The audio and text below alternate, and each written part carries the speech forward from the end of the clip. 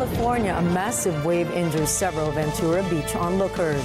Ventura County officials impose high surf advisories throughout the area. More details on this later in the news. Good evening, I am Gianna Llanes. I am Nina Richie Elago Flores. This is Mata ng Agila International. Now for the headlines. Philippine National Police takes action against the production and distribution of illegal fireworks. China accuses the Philippines of repeated provocations over the West Philippine Sea dispute. Maine courts have ruled to remove Donald Trump from its 2024 presidential ballot. Google agrees to settle a $5 billion class action lawsuit. And Magnus Carlsen wins the World Rapid Chess Champion title for a 5th time.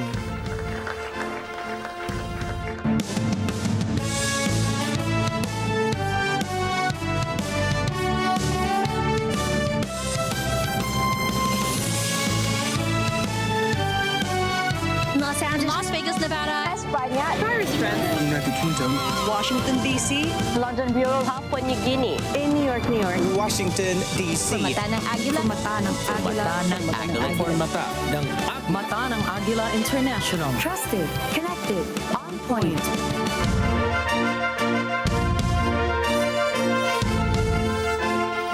The Philippine National Police or PNP is taking firm action and ordering the pursuit of individuals involved in the production and sale of illegal firecrackers in anticipation of the New Year celebration. PNP Chief General Benjamin Acorda has directed field commanders to increase efforts in apprehending individuals involved in the manufacturing and sale of illegal firecrackers. General Acorda is determined to address the problem at its source by targeting those responsible for producing these hazardous items. The PNP Anti-Cybercrime Group has also taken action against online sellers of firecrackers, resulting in the arrest of 6 individuals involved in such activities. General Acorda, along with Bulacan Governor Daniel Fernando, conducted an inspection of firecracker stores to ensure compliance with government regulations and prevent the illegal sale of firecrackers.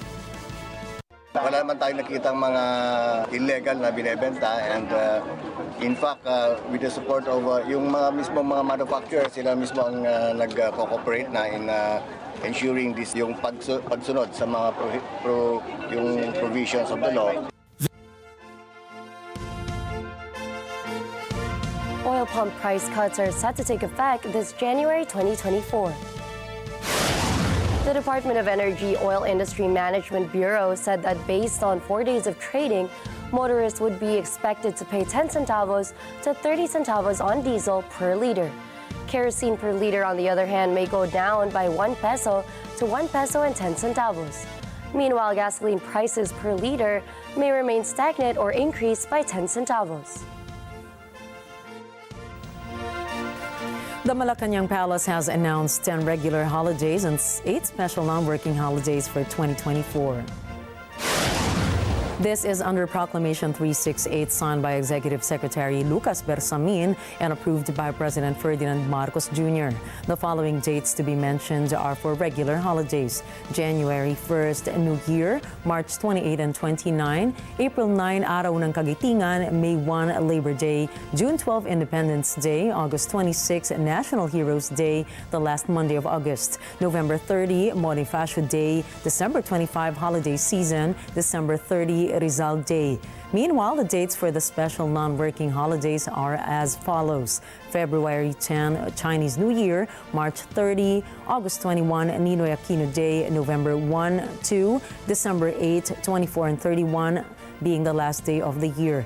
The Department of Labor and Employment, or DOLE, reminds employers that employees working on regular holidays are entitled to receive 200% of their wages, while workers rendering their hours on special non-working holidays will have overtime pay of 30% of their regular wage. A recent survey by the Social Weather Stations, or SWS, has revealed that 96% of Filipinos are approaching the year 2024 with hope instead of fear. This survey, conducted from December 8th to 11th, indicates a 1-point increase from the 95% recorded in 2022. This is the highest level of optimism since the 96% reported before the onset of the COVID-19 pandemic in 2019. Conversely, only 3% of respondents expressed entering the new year with fear, marking a decline of 2 points from the 5% reported in 2022. The SWS noted that when the survey on hope for the upcoming year was first conducted at the end of 2000, it stood at 87%. Over the years, hope levels fluctuate, being in the 80th percentile during certain years, specifically 2000, 2001, 2004, 2005, and 2009, and in the 90th percentile during others. Latest data from the Bureau of the Treasury shows that the Philippines paid a total of 1.47 trillion pesos from January to October this year.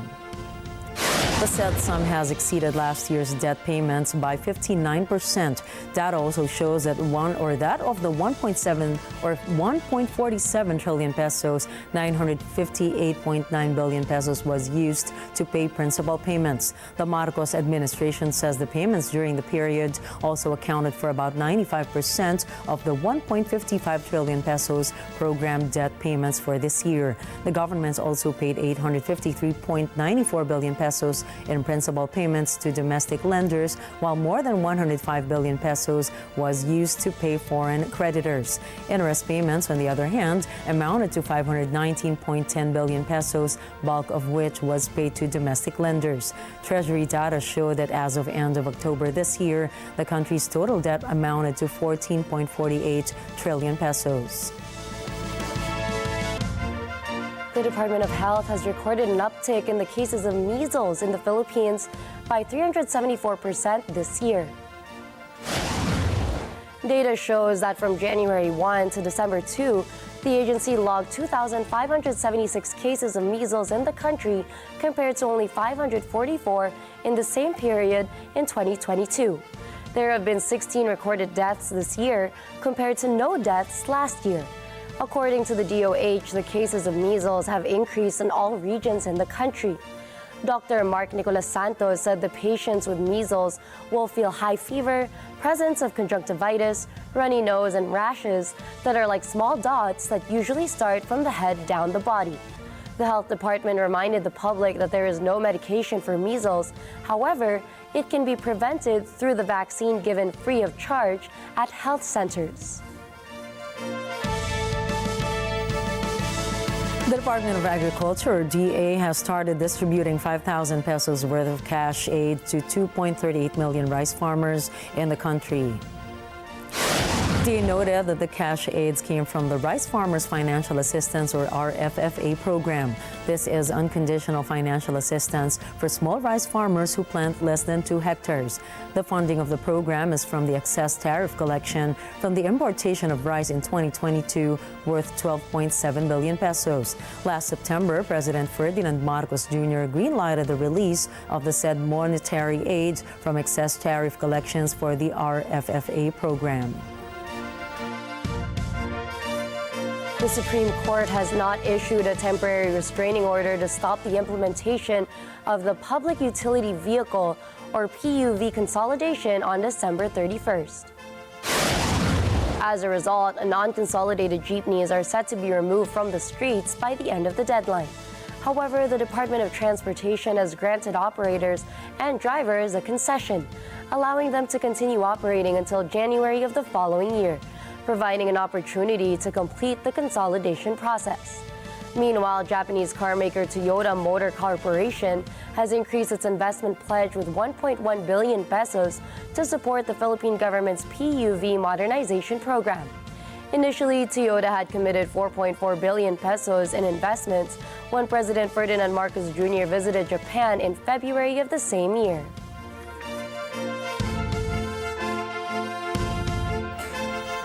China has reiterated its claim over the West Philippine Sea and criticized what it perceives as provocations by the Philippines. Chinese Defense Ministry spokesperson Wu Qian accused the Philippines of deliberate actions to create incidents, portraying themselves as victims and manipulating information about the geopolitical conflict. Wu Qian specifically mentioned the Philippines' resupply mission to Second Thomas Shoal, characterizing it as a move to stir controversy, alleging that the supply vessels carried journalists who disseminated misinformation about the situation. Earlier this month, the Chinese Coast Guard used water cannons to deter a Philippine Navy commissioned vessel on a resupply mission. Beijing defends such actions as necessary enforcement measures justified by law. Coming up, Russia has launched a wave of attacks on several cities across Ukraine.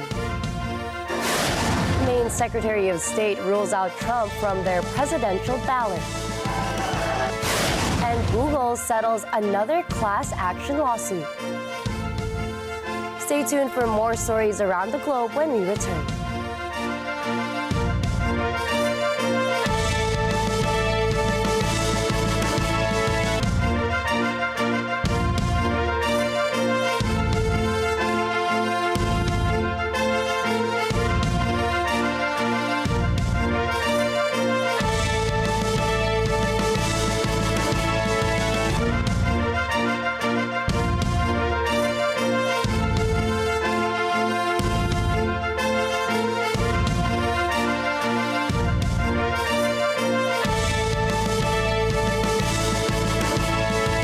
This for the 2024 countdown with Net25. Handa rin ba kayong manalo ng iba't ibang premyo? Sali lang kayo! Una, mag-register online sa net25.com at sundin na ang mga hakbang na kailangan gawin. Tapos, mula 9 p.m. ng December 31 hanggang 1 a.m. ng January 1, 2024, i-ready ang inyong phone camera at abangan ang paglipad ng Agila sa New Year Countdown Special. Mag-selfie kasama ang Agila na mapapanood sa inyong TV at ipadala ito agad sa website kung saan ka nag-register.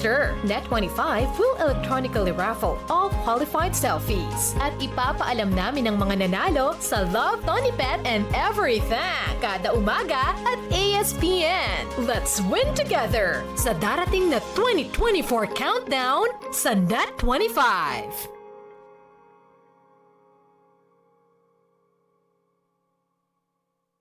Abangan niyo kami, guys.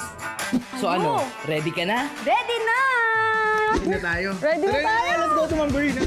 Hi guys! Kinakabahan ako! And this is Star Kada 2024. Out of all my siblings, ako lang po yung nagkagusto na maging artista. Wala naman talagang talent yan. Pinsan lang ni Lulu Madrid. Ano ang pinakamahirap na part para maging isang artista? Speech lesson po namin. Kasi po, sa speech lesson namin kailangan English. Hola a todos, espero que veáis Corina Interviews. To be a dramatic actor, kailangan ba talaga maraming hugot sa buhay? Nung nag-close down yung business ng dad ko, there are nights na my mom and dad would talk on the phone. Iiyak ko din lahat kasi I could hear their struggles eh. You can never be Celine! Ellie, Celine is dead. Hindi na siya babalik. O ito na, ready na ba kayo? Kasi sila ngayon ang mga kumakanta. Nasaan ka na?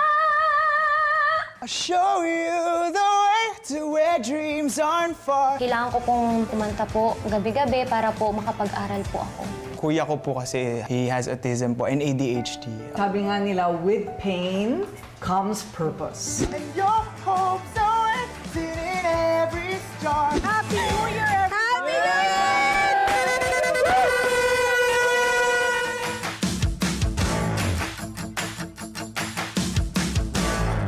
Let's get together, Sunday 25, Sunday 25. This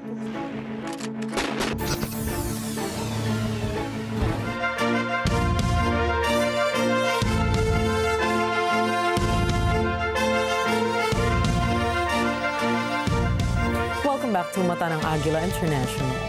Guyana's Vice President Barat Hagdeo says there is no plan to invade Venezuela.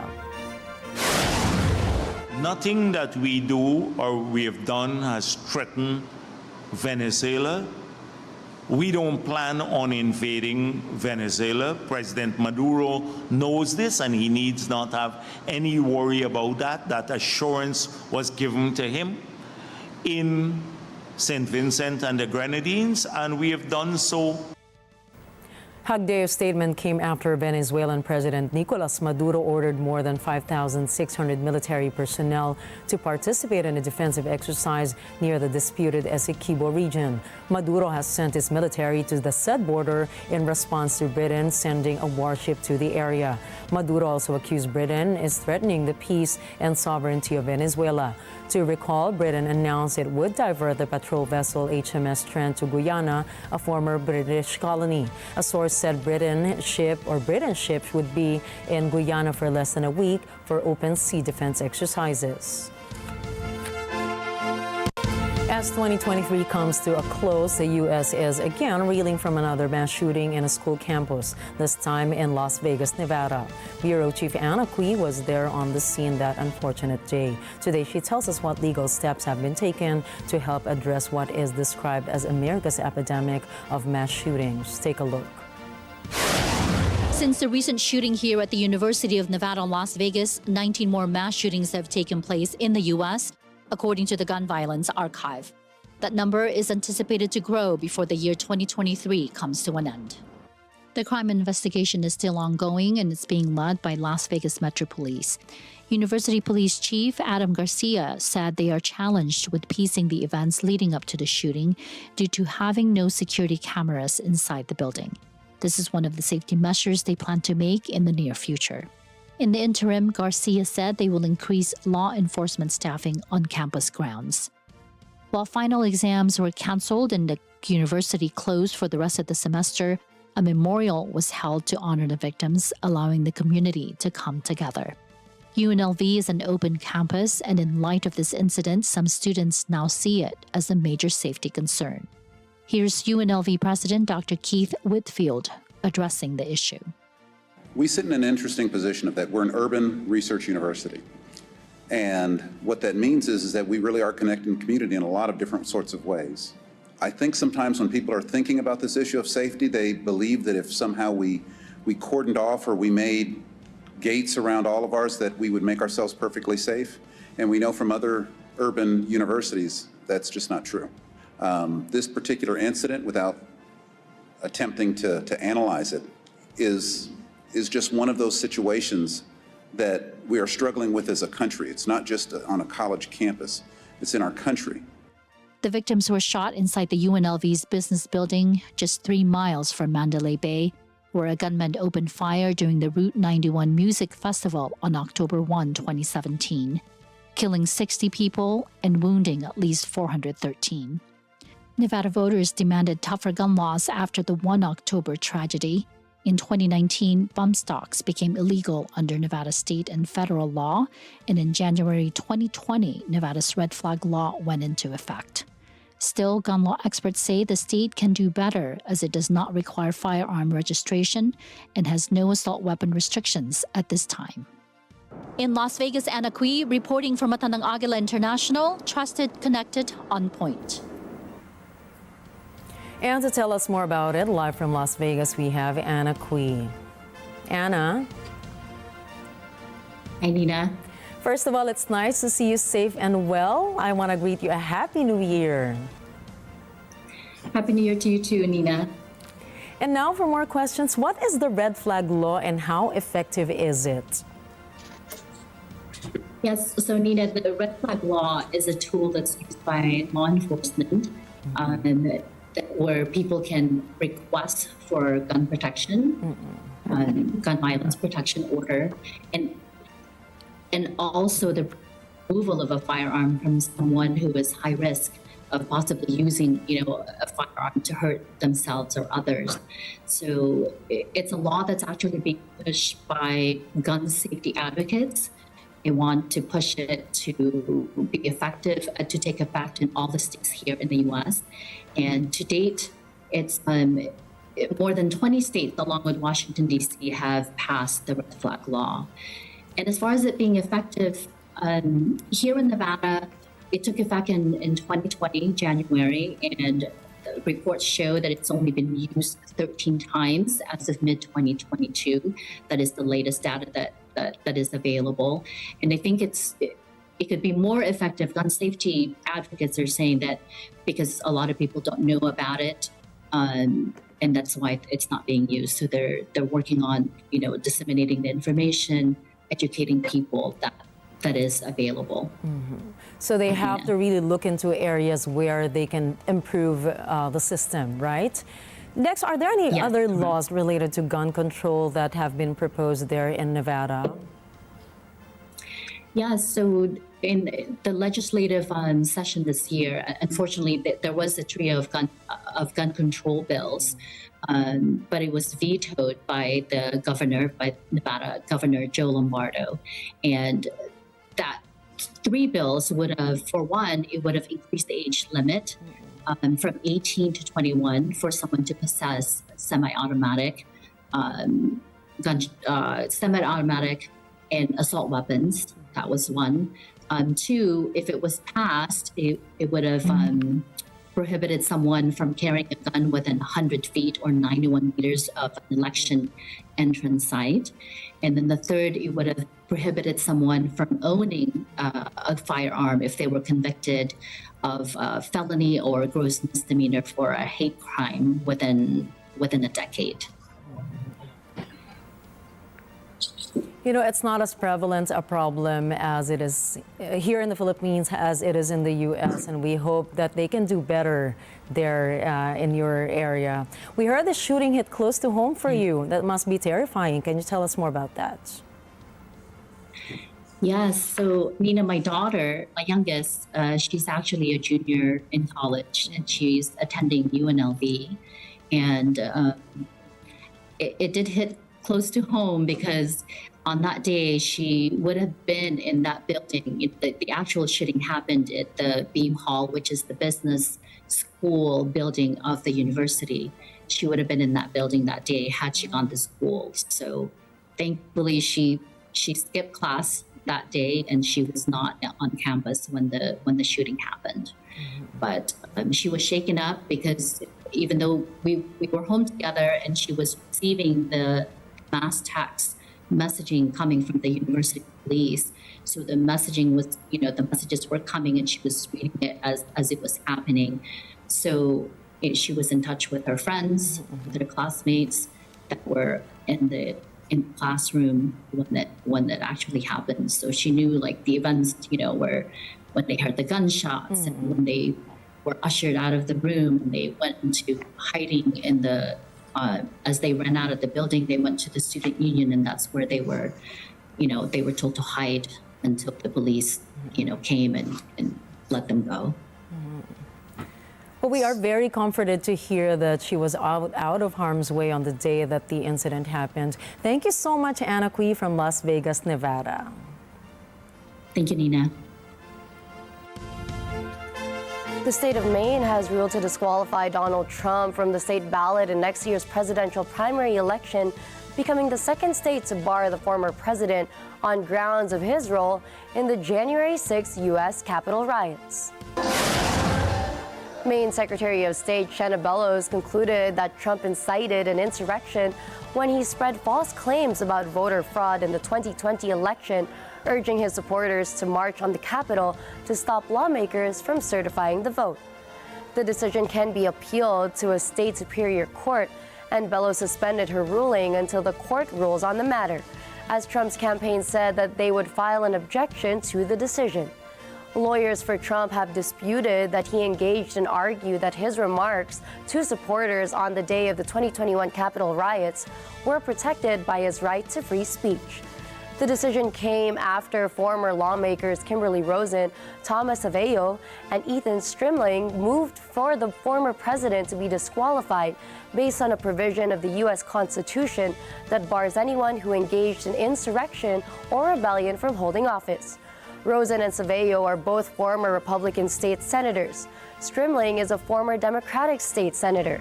The ruling applies only to Maine's March primary election, but it could affect Trump's status for the November general election.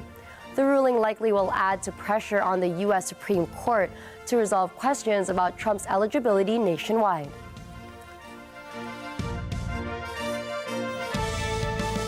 Americans go to the polls in a little less than 11 months to choose a new president, and a majority of those polled show little enthusiasm for the two likely candidates, Democratic incumbent President Joe Biden and likely Republican nominee and former President Donald Trump. Jeff Sanidad reports. Several opinion polls in the last month suggest both candidates are unpopular with most Americans. According to a new poll from the Associated Press and the North Center for Public Affairs, 56% of those asked say they would be very or somewhat dissatisfied with Biden as the Democratic nominee. For Trump, the numbers aren't any better. 58% don't like him. Other polls think these polls show similar results. Looking at their campaigns, the platforms could not be any more different. Biden touts a recovering economy with inflation being tamed, low unemployment, and a strong stock market. But this doesn't seem to be resonating with people. Thank you. Trump focuses on people's anger, their victim mentality, saying he's one of them. He claims he's the victim of a Biden-inspired conspiracy to keep him out of office. Trump faces 91 criminal charges. He denies any wrongdoing. But with each indictment, his popularity among supporters increases. Trump plays to his supporters prejudices, blaming immigration for many of the country's woes. While Trump makes Biden's age as an issue, he neglects to mention that he's only 3 years younger. Biden supporters say the election is about the future of democracy in the United States, saying another Trump presidency will evolve into a dictatorship. Opinion polls show the two men are in a dead heat. The election will likely be settled in a half a dozen key states. In the United States, the president is elected indirectly through a complicated system called the Electoral College. A candidate could win the overall popular vote but lose the election under this process. Whatever the outcome of the 2024 presidential election, the U.S. will likely remain polarized. In Washington, D.C., Jeff Sanidad for Matanang Agila International. Trusted, connected, on point. And at this point, we have live from Washington, D.C., Jeff Sanidad. Jeff. Hi, Nina. It's good to finally meet you and do live reporting with you. It's always a pleasure. Okay, my question for you is, with everything that's happening there, it's very important that we have boots on the ground to get to know the pulse of the masses. We have you, and I would like to know how much of a factor are Donald Trump's criminal charges to his campaign and to the general public? As I mentioned in my report, every time he has been charged, his popularity among Republicans increases. It's also been a boon to his fundraising. He tells his supporters that he's fighting for them, he's willing to go to jail for them, and that he needs their financial support to continue this battle. On the legal front, his strategy has been to delay going to trial with endless appeals. Basically, it appears he's hoping to run out of the clock and is banking on being back in the White House. So what, in general observations and surveys, is Trump's appeal and why is it so effective? He tells people what they want to hear. Many people say they like him, and these are their words, because he tells it like it is. At his rallies, he has a business presentation that appeals to the masses. Okay, I think bottom line is it's really up to the people who they will seat as the new president. Thank you so much, Jeff Sanidad from Washington, D.C. Thank you. In other news, the United States finally launched the X-37B robot spaceplane from Florida. Elon Musk's SpaceX Falcon heavy rocket carried the highly secretive robot of the United States military. The launch followed more than 2 weeks of false starts and delays due to poor weather and unspecified technical issues. The Pentagon said the X-37B mission will conduct technology experiments on long-duration orbital flights. At the end of its mission, the Boeing-built craft will descend back through the atmosphere to land on a runway much like an airplane. The X-37B mission came 2 weeks after China's robot spaceplane was launched on its third mission, adding a new turn to the growing U.S.-Sino rivalry in space. China has accused Taiwan of hyping up claims that Beijing is interfering in the self-ruled island's upcoming presidential election. Chinese Ministry of Defense spokesperson Wu Qian says Taipei is simply seeking electoral advantage ahead of polls there. 民进党当局炒作所谓大陆界选，不过是他们惯用的选举套路，意在挑动对抗，妄图骗取选票。这套老把戏已经被越来越多的台湾民众所识破。 China detests current Vice President Lai Ching-te, the Democratic Progressive Party presidential candidate, believing he is a separatist. Beijing has repeatedly refused his calls for talks. Political experts believe Taiwan's January 13 presidential and parliamentary election is crucial, as these events will eventually mold Taipei's relations with Beijing. On Thursday afternoon, 12 of China's military aircraft, including J-11 and Su-30 fighters, crossed the Taiwan Straits median line. Taiwan's ministry said Chinese warplanes have been regularly crossing their unofficial barrier. But Beijing rejects that allegation, asserting that Taiwan is part of China. 如果是提到了海峡中线，我就必须强调一点，这个台湾是中国的一部分，根本不存在什么海峡中线。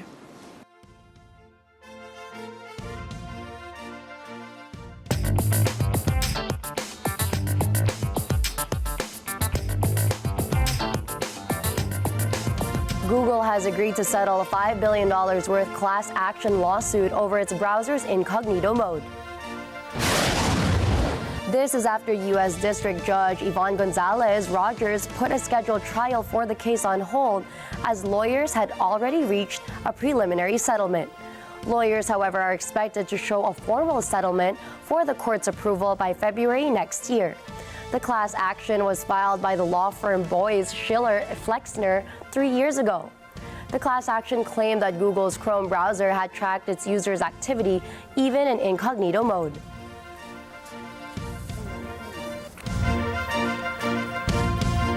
Up next, a rogue wave slams into Southern California beachgoers.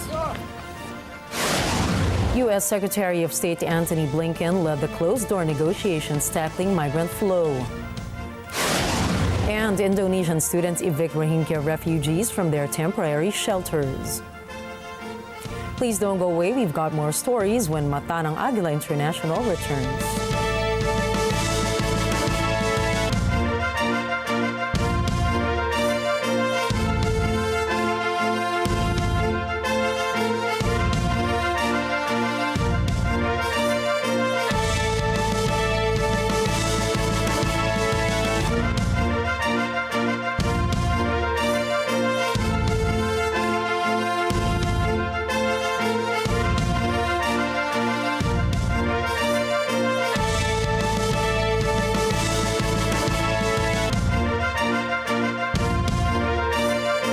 This portion is brought to you by North Luzon Express Terminal.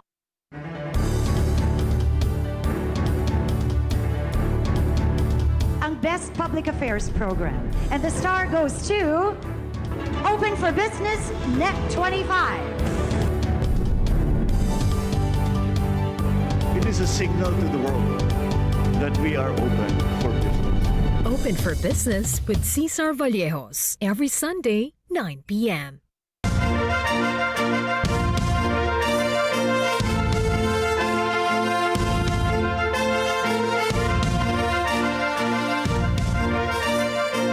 massive wave has injured at least 8 people after crashing over a sea wall and through a crowd of people at Ventura Beach, California. This is due to an incoming atmospheric river storm faced by the state's coastline. Ventura County officials had warned residents of flooding of beaches and coastal roads. High surf advisories were also imposed and remain in effect throughout the area. Meanwhile, the Ventura County Fire Department rescued at least 15 people from the ocean during a high tide. No injuries were reported in the incident. Once a dream destination for immigrants, many prospective newcomers are scratching Canada off the list of countries where they might seek a new beginning. And those who live in Canada, many say it might be time to pull the welcome mat for a while to stem the tide of newcomers. Thomas I. Likeness has that story. By the time we ring in the new year in Canada, more than 465,000 immigrants will have moved here during the last 12 months. And the influx of people has created problems for both those living here and newcomers alike. Quite simply, the country isn't prepared to handle that many new arrivals. Adding 500,000 people to the population has put a strain on housing, on schools, on the healthcare system, and on the economy. Newcomers are experiencing an economic shock when they try to find a place to live. They come up against the twin problems of cost and availability. In major cities like Vancouver and Toronto, the average rent for a one-bedroom apartment is nearly $2,900 a month. That's nearly 122,000 pesos. For an unskilled worker making minimum wage, that's more than they make in a month. Rents are less than half that where I live in Alberta, in Western Canada, but the challenge here is finding a place. Vacancy rates here are expected to hover around 1% for the next year. Nationally, the vacancy rate is under 2%. The problem is the result of the housing supply failing to keep up with population growth, much of it fueled by immigration. The pandemic has made things worse. Canada's housing agency says to reach affordability, another 3.5 million units have to be built, and that's not going to happen soon. Which brings us back to newcomers. Some have simply given up. They're returning home or looking for another country to move to. According to a Reuters News report, in the first 6 months of this year, some 42,000 people left Canada. The federal government has made immigration its main weapon to fight the challenge of an aging and shrinking population. But unless it comes up with a plan to accommodate all of the new arrivals, the economy will falter, making things worse for everyone, Canadians and immigrants alike. Thomas I. Likeness from Atanang Agila International. Trusted, connected, on point. And to tell us more about this story live from Alberta, Canada, we have Thomas I. Likeness. Good morning, Gianna. How are you this morning? I'm doing great. It's actually evening over here in the Philippines, so it's nice that we get to talk even virtually for now. Yeah, it's 11 minutes after 6 o'clock right now, wow. So yeah, little early for us, but hey, I'm used to it. Well, thanks for getting up for us. Now, Thomas, we actually talked a little bit about it off air. This is a story close to my heart because I actually grew up in Mississauga, Ontario. My family immigrated to Canada back in the year 2000. I know times are different now. So how do Canadians feel about immigration now? Well, support for immigration is eroding. We've always supported immigration in this country. This country was built on immigrants. But the most recent polls show basically Canada is pretty split on the issue.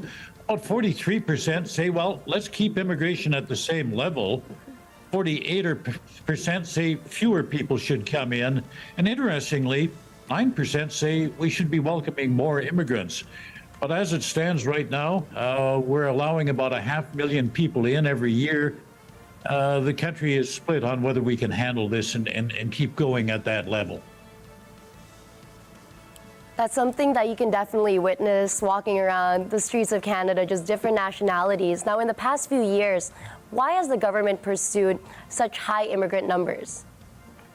Well, quite simply, Canada is aging. We're getting older here. There's a lot of old people like me. People are having fewer children, and without immigration, well, the economy will be on track to slow down. There'll be nobody to work, nobody to support all of those pensioners. So we have to be prepared to accommodate a bigger population. That not only means housing, which I talked about in my report, but we've also got healthcare and education to consider. Will there be enough healthcare resources to handle increased numbers of people? I'm hearing stories of immigrants not being able to find a family doctor because physicians just aren't taking on any new patients. Are there enough teachers? Are there enough classrooms to handle an influx of students? We can't simply open the doors, let people to come in, and then they find the cupboard is bare, there's no resources, and they have to survive at a subsistent level. So for now, in the short term, thinking is the country should scale back the numbers, but again, not totally shut the door, because immigration is going to keep fueling the economy just at a lower level. And there's a need to attract more people in the trades, people who can build things, people who can fix things. These are the sectors of the economy right now that have severe labor shortage. Part of the housing problem, for example, is just not enough people in the trades to build houses. Gina? Well, I know that a lot of people watching right now, especially Filipinos, find this information very useful. For those Filipinos, especially who still aspire to move to Canada, what would be your advice for them? Think about it very carefully. Pick your spot where you're going to live in Canada. Places like Toronto, Vancouver, they're out of reach for most people, unless you're single and will settle for just renting a single room. But apartments are just about unaffordable if you can find them in Vancouver and Toronto. Right now, about 22,000 Filipinos come to Canada every year. That would be about 5% of the immigrants. Opportunities are here, but again, be very careful about where you're going to locate, and don't get your expectations up. The streets here are not paved with gold. There are opportunities, but it's a lot of hard work. Well, thank you for joining us today, Thomas. We can't wait to meet you in person soon. Happy New Year to you. I'm looking forward to it, and all the best in the new year to yourself, Gianna, and to Nina. Thank you, Thomas. In October, Australians soundly rejected a proposal to give the country's Indigenous people a greater voice in government. In a referendum on October 14, the proposal to acknowledge Aboriginal and Torres Strait Islanders went down to defeat after 60% of voters said no. Emmy Capilita-Roja tells us more. The voice vote result is a huge blow to the country's Indigenous population. The proposal would have enshrined in the Constitution an Indigenous voice to Parliament. It would have acted as an advocate for the country's Aboriginal minority. Aboriginal leaders reacted with sorrow and frustration. They say the country's white majority ignored a chance to atone for the country's colonial past and the brutal dispossession of Aboriginal people. Indigenous leader Esme Hamblett blames misinformation for the outcome. One of the reasons I think we didn't get the yes vote was people had misinformation for a start, and a lot of people don't know about Aboriginal people.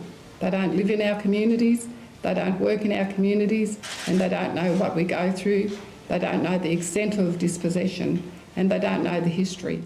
Meanwhile, Prime Minister Anthony Albanese urged the divided nation to heal in the spirit of unity. He promised his government will work to deliver Indigenous recognition. His options, however, remain unclear. Emmy Capilita-Roja for Mata ng Agila International, trusted, connected, on point. And for further details, we have Emmy Capilita-Roja live from Australia. Emmy? Hi, Nina. Greetings from... We are delighted to have you on Mata ng Agila International. Happy New Year. Happy New Year as well. I feel this. So what were the Yes supporters' hopes had the referendum been passed? So our team spoke with some of the voters and asked them what the questions are if the referendum had passed. We said the referendum was critical as this was an opportunity not only to recognize but open the hearts of the first people of the land. So we're really hoping for positive.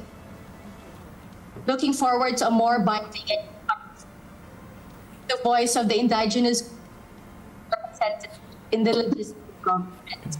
However, the results were not what they had hoped for.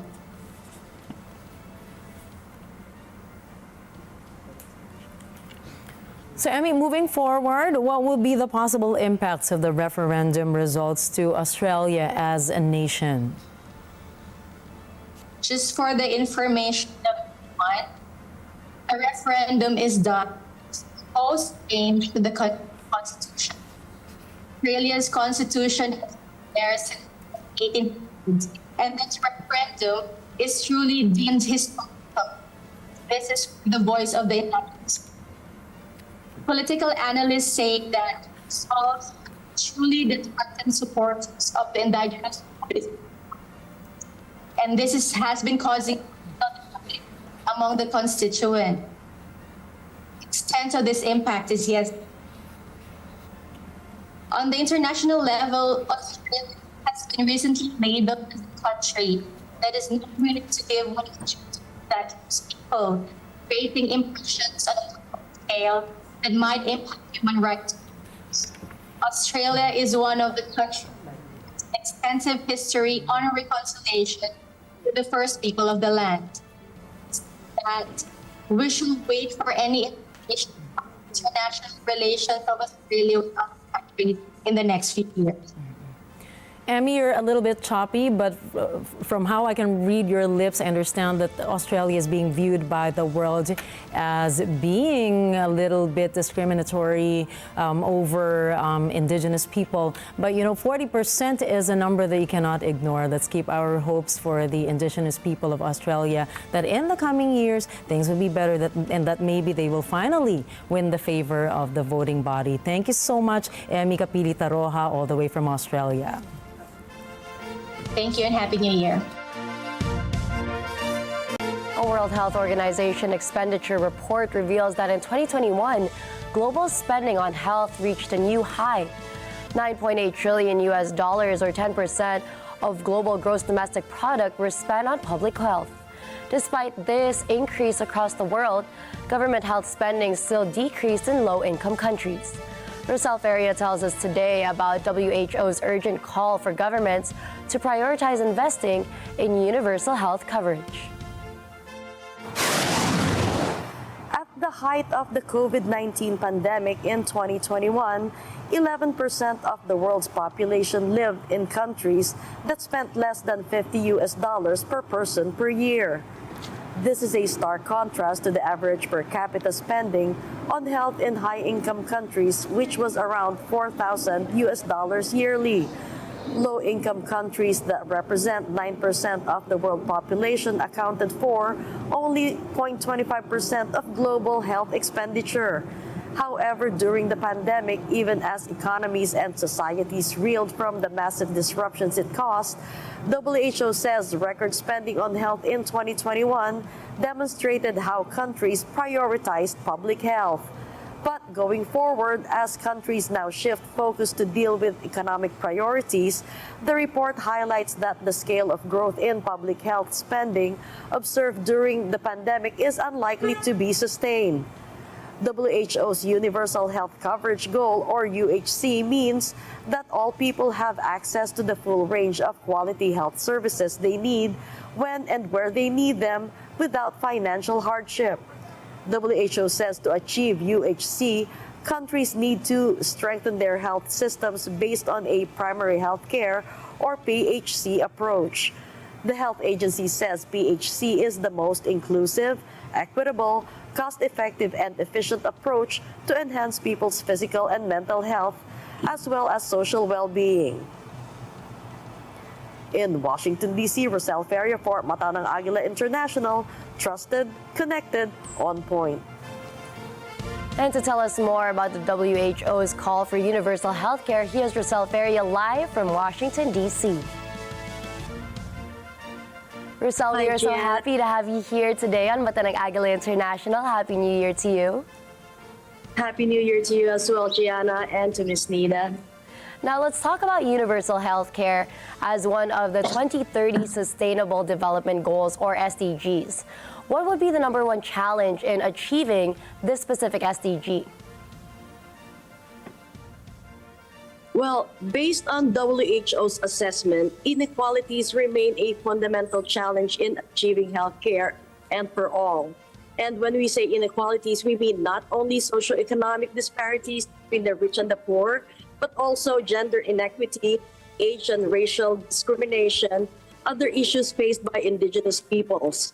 Add to that the challenges faced by refugee and migrant populations displaced by conflict, plus those also displaced by economic and environmental crisis.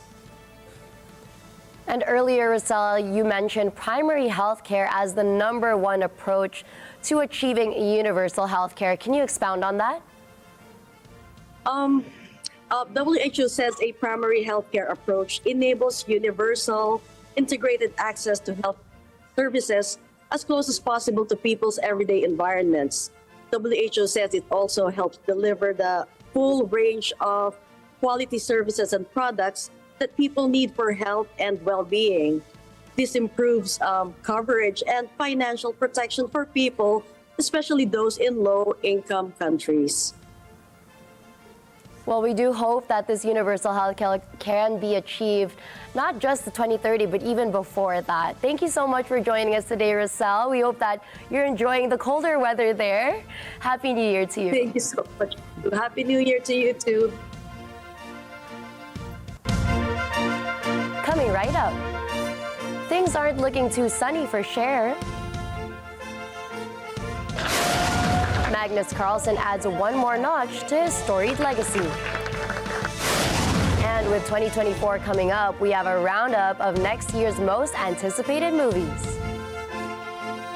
Catch the latest in sports and entertainment. Mata ng Agila International will be back.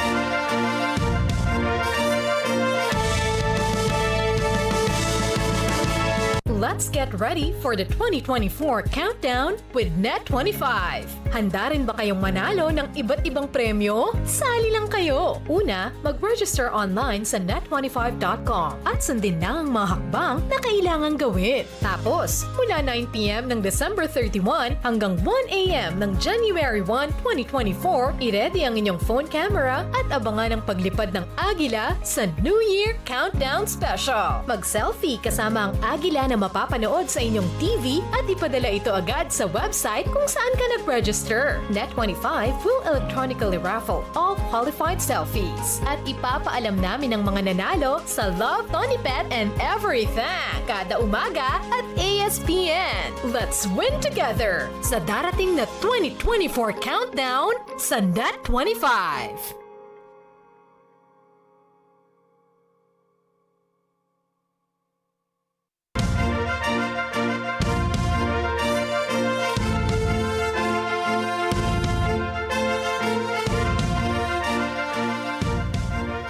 Cher, the iconic American singer and actress, has submitted a petition to assume temporary conservatorship over her adult son's finances. Conservatorships, also known as guardianships in some states, empower courts to grant control over an individual's finances and, in certain cases, their life decisions, which they are deemed incompetent to make such choices for themselves. Elijah Blue Allman, Cher's son, is believed to be grappling with mental health issues and addiction, rendering him incapable of managing his assets and potentially jeopardizing his well-being. In response, Elijah Allman, reached through his attorney, countered these claims during a phone call, asserting that he is well, capable, and of sound mind and body. The scheduled hearing for this issue is set for January.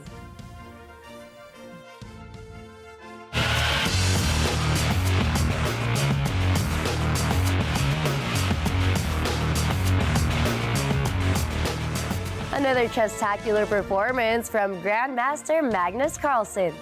For the 5th time, Carlsen has grabbed the 2023 FIDE World Rapid Chess crown, along with $60,000 first prize. He scored 10 over 13 points throughout 3 days of play to grab the championship. As of this date, Carlson enjoys 16 World Championship titles to his name and is regarded as one of the greatest chess players of all time.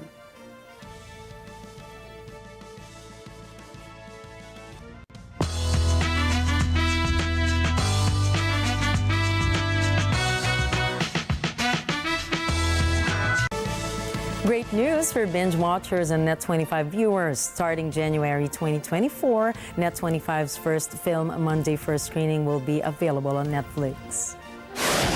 This film shows a heartwarming story of a second chance at love for two senior citizens, kindled through the shared experience of watching specially shown free movies every Monday. Starring two esteemed actors, Ricky Davao and Gina Alahar, the cast also includes Ian Ignacio, Che Ramos, Soliman Cruz, Ruby Ruiz, Brain Parani, Alan Abrenica, David Minamoto, and Joyce Cerro.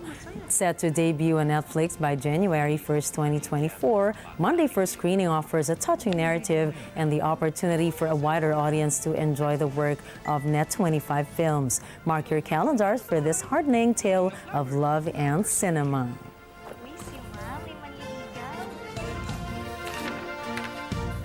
This year, 2024, promises an exciting lineup of films, including highly anticipated returns, new releases, and even reboots from old favorites. Bernadette Manuel has the highlights. Denis Villeneuve's epic adaptation of Dune, starring Timothée Chalamet as Paul Atreides, is set to be a substantial 3 hours and 15 minutes. The film will continue the saga, focusing on Paul's journey as he battles adversaries and unites with the Fremen people. Zendaya's character, Shani, is expected to have more significant screen time with captivating scenes alongside Chalamet. Joaquin Phoenix returns as the iconic Joker in the long-awaited sequel. The film, subtitled Folie à Deux, will explore the aftermath of the character's transformation from a depressed comedian to a DC supervillain, while Lady Gaga joins the cast as Harley Quinn, portraying the psychiatrist-turned-love interest. Beloved Bear Paddington returns with his adopted family, the Browns, in the third installment, and this time they embark on an adventure to Peru in search of Paddington's aunt, Lucy. A reboot of the 2004 high school comedy Mean Girls is set to hit screens in 2024 and is expected to bring a fresh take on the iconic and fetch world of high school drama. Emma Stone stars in the next-level sci-fi Victorian tale Poor Things, which promises a unique and captivating story, adding to Stone's diverse repertoire of roles. Audiences can anticipate a mix of epic sagas, thrilling sequels, and reimagined classics. This is Bernadette Manuel reporting for Mata ng Agila International. Trusted, connected, on point. It's Friday, and to send you off this year, here's a quote from American recording artist and activist Vic Mensa.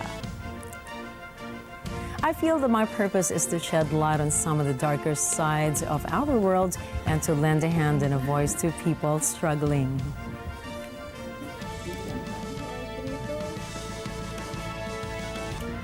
Yes! Happy New Year!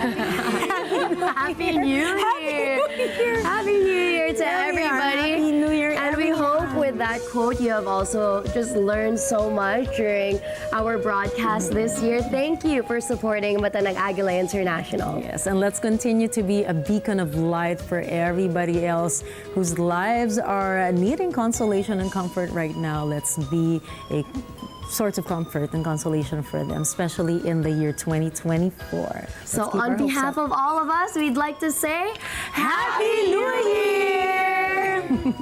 And that's a wrap for tonight's news. Catch the latest updates on our social media channels. I am Gianna Llanes. And I am Nina Richie Alago Flores. This is Mata ng Agila International. Trusted, connected, on point. Yan may white na.